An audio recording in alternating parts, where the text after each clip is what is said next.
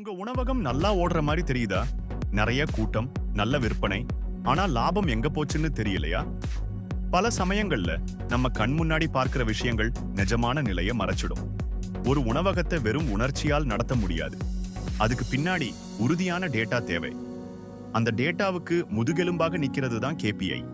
இன்னைக்கு இந்த கேபிஐ அப்படின்னா என்ன? இதை ஏன் பயன்படுத்தணும்? உங்க உணவகத்தை இது எப்படி லாபகரமாக்கும்னு விரிவாக பார்க்க போறோம். உங்க உணவகத்தின் ரகசியங்களை தெரிந்து கொள்ள தயாராகுங்கள். கேபிஐ என்னால் கீ பர்ஃபார்மன்ஸ் இண்டிகேட்டர், அதாவது ஒரு வணிகம் எவ்வளவு சிறப்பாக செயல்படுகிறது என்பதை அளவிடும் ஒரு முக்கியமான அளவுகோல். ரொம்ப எளிமையா சொல்லணும்னா, ஒரு பிசினஸ் நல்லா இருக்கா இல்லையான்னு சொல்றதுக்கு இந்த கேபிஐ தான் ஒரு ஹெல்த் ரிப்போர்ட். நம்ம உடம்பு நல்லா இருக்கான்னு தெரிஞ்சுக்க ஒரு டாக்டர் கிட்ட போனா அவர் என்ன செய்வாரு? வெறும் ஊகத்துல சொல்ல மாட்டாரு. இரத்த பரிசோதனை செய்வாரு, ரத்த அழுத்தத்தை அளப்பாரு, சர்க்கரை அளவை பார்ப்பாரு. அவர் யூகிக்க மாட்டாரு, அளவிடுவாரு. அதே மாதிரி ஒரு வணிகத்துக்கும் ஹெல்த் செக்கப் தேவை. அந்த ஆரோக்கியமான பரிசோதனை முறையைத்தான் கேபிஐன்னு சொல்றோம். இந்த கேபிஐ என்ற வார்த்தையை ஒரே ஒருவர் மட்டும் நேரடியாக உருவாக்கவில்லை.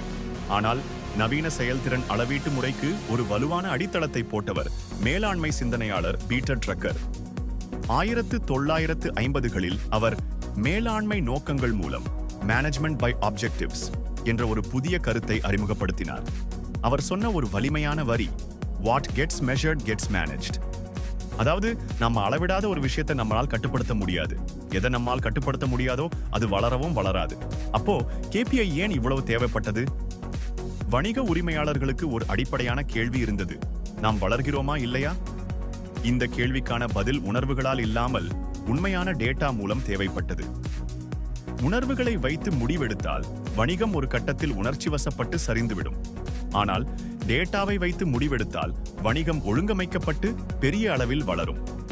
செயல்திறனில் தெளிவு, பொறுப்புணர்ச்சி, இலக்கை நோக்கிய கவனம், வளர்ச்சி கண்காணிப்பு, இதெல்லாம் கேபிஐ உருவாக்கத்தின் முக்கிய காரணங்கள்.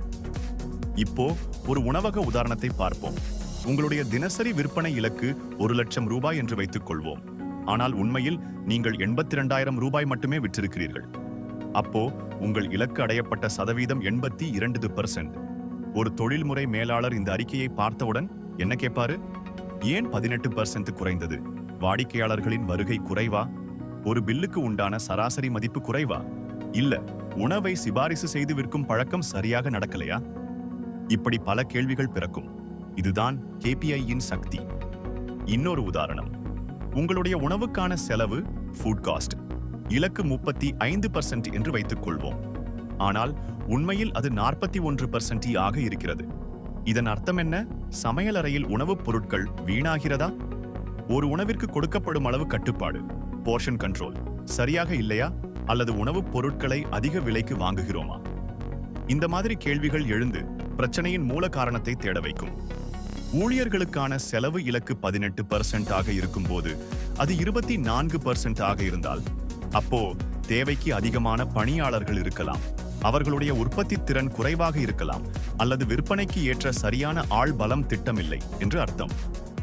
வாடிக்கையாளர் கருத்து கணிப்பு மதிப்பெண் 5க்கு 4.5 இருந்தது. திடீரென 3.8 குறைந்தால் அங்கே சேவை தரத்தில் ஏதோ பிரச்சனை இருக்கிறது. ஊழியர்களுக்கு பயிற்சி தேவைப்படலாம், அல்லது மேலாளரின் கண்காணிப்பு தேவைப்படலாம். இந்த கேபிஐ மட்டும் போதாது. செயல்திறன் அமைப்பில் 3 முக்கிய கருத்துக்கள் உள்ளன. அவை KPA, key performance area, KPI, key performance indicator, KPR, key performance result. உதாரணமாக, சமையலறை என்பது கேபிஏ, உணவு செலவு சதவீதம் என்பது கேபிஐ, அந்த சதவீதம் 36 என்பது கேபிஆர்.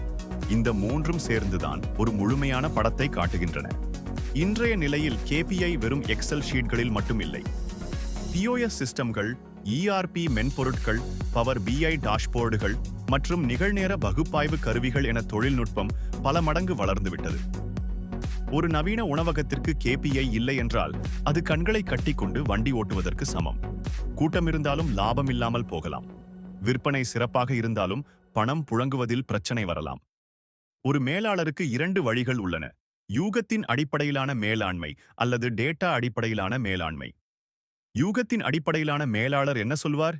எனக்கு ஒரு நல்ல ஃபீலிங் இருக்கு, கூட்டம் இருக்கே, பிசினஸ் நல்லாதான் போகுது. அவர் தனது அனுமானங்களின் அடிப்படையில் முடிவெடுப்பார். ஆனால் டேட்டா அடிப்படையிலான மேலாளர் என்ன கேட்பார்? அறிக்கை என்ன சொல்கிறது? இலக்குக்கும் உண்மைக்கும் உள்ள வித்தியாசம் என்ன? இந்த பிரச்சனைக்கான மூல காரணம் என்ன? அவர் உண்மைகளை வைத்து பேசுவார். பிரச்சனை வருவதற்கு முன்பே சரிசெய்ய நடவடிக்கை எடுப்பார். யூகத்தின் அடிப்படையிலான மேலாளர் பிரச்சனைகள் வந்த பிறகு அதை சரிசெய்ய போராடுவார். டேட்டா அடிப்படையிலான மேலாளர் பிரச்சனை வராமல் தடுக்க ஒரு அமைப்பை உருவாக்குவார். எதை அளவிடுகிறோமோ அது மேம்படும். இதை ஒரு மந்திரமாக நினைவில் கொள்ளுங்கள். நீங்கள் அளவிட ஆரம்பித்தால் உங்களிடம் ஒரு கட்டுப்பாடு வரும். கட்டுப்பாடு வந்தால் தெளிவு வரும்.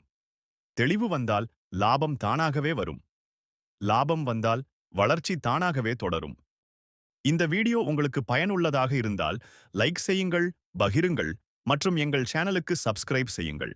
தொடர்ந்து இது போன்ற வணிக ரகசியங்களை தெரிந்து கொள்ள எங்களுடன் இணைந்திருங்கள்.